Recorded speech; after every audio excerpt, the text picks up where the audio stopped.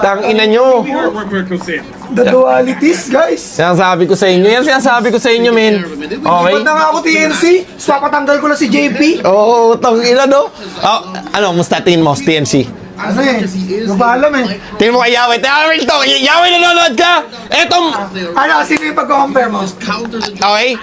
Eto, gusto ko ba... JJ, real talk. Lapit ka dito lang. Oh, real talk. Real talk lang to. Real talk lang. Kaibigan dito. Wala kaibigan. Ano lang,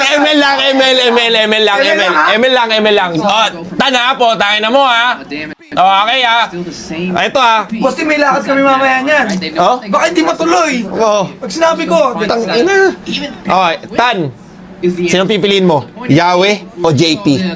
paano ba? Yahweh or JP? Sa game. If ever nasabihin natin, ikaw pa rin yung Renegade na marksman, yung nagbe-blazing duet sa tatlo sa loob ng tower.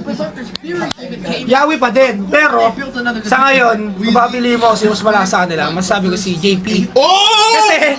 Kasi, dalawang season na si Yahweh nagpahinga. So, yung laro ni JP... Hindi, pag nagpahinga si Yahweh, na-bench lang siya. Ayun nga, napahinga. Napahinga. Kumbaga si JP, 2 seasons siya naglalaro eh. Oo. Nakakalaban ko siya. Si Yahweh kasi, wala akong parang, ang pinaka-base ko sa kanya, last season niya, malakas siya nun. Pero ngayon kasi hindi ko alam kung ano yung laro niya. Mahirap din kasi pag di ka naglalaro. Pero sa ngayon, JP talaga. Pero, Yahweh pa rin in the long term. Long term! So, long term investment. Long term si Yahweh investment. Sa yung 5 million kung bayad sa kanya, sulit. Sulit yan! Tangina. Tangina, pogi na, sikat pa, palupa. MVP si Kupal Kilro. pa.